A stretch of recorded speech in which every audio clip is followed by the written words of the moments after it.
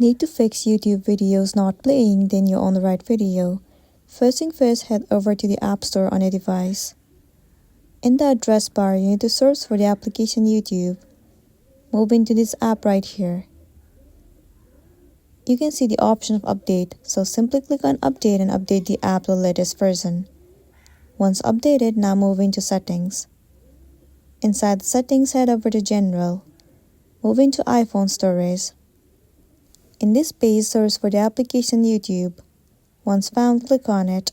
Now simply click on Offload App. And once again click on Offload App. It will clear the cache and the storage of the application. It will also remove all of the unwanted bugs and make your application run smoothly. Once done, now you need to check whether your internet connection is working properly or not. Make sure you are connected to stable Wi-Fi. After that, you'll be good to go. So that's the end of the video. If this video really helped you, give it a like and check out our next tutorial. Thank you.